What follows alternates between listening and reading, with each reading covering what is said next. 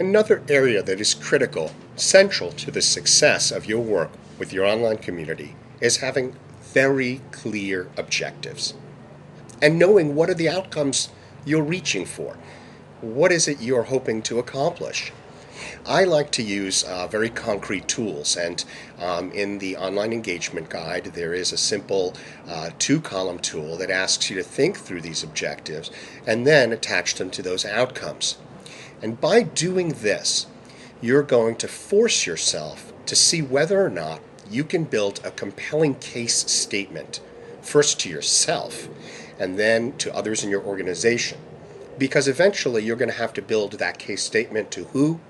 Your audience. You're going to have to point out to them what is the value add to them being part of this community. The other thing that's beneficial about forming this kind of a very clear, grounded, objective, and set of outcomes for your work is it is something you can use as a touchstone. It's something you can always put your hands on, come back to, and ask yourself, if we do this kind of a photo sharing effort, does it tie back to the actual core outcomes we're shooting for? Or are we drifting off a little bit from what we're trying to accomplish?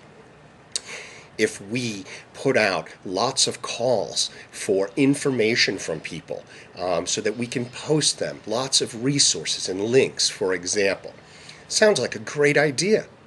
But maybe it has nothing to do with what this project's about. Maybe it has nothing to do with the audience and really what they told you they want and what your outcomes are in relation to what the audience has told you.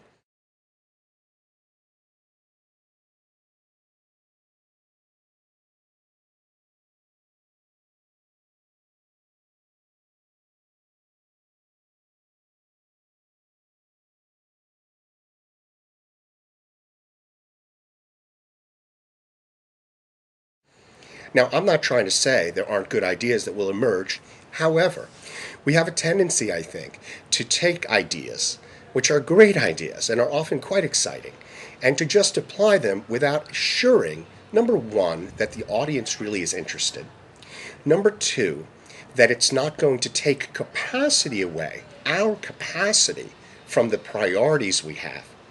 And number three, whether or not the use of that particular new tool or the application of that idea will take the entire project off track. And so it's critical to be thinking beforehand, what is it you're trying to accomplish and what are those results going to be? If you do a good job with that from the get-go, and you feel as if you've made a passionate and clear case statement to yourself about what those outcomes are going to be, and you say, you know what? We should do this. This really would be beneficial. If you do that, you're going to feel more comfortable from the get-go, putting the time and energy in. Leadership in your organization will be clearer.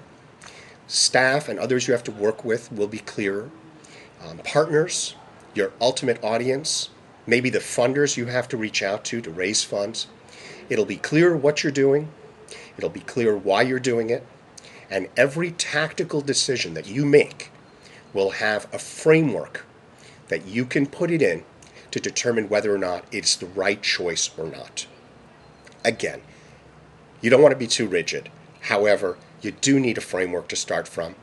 At least, in the very least, it'll keep you focused so that you don't drift too far from the ultimate goals that you're trying to accomplish.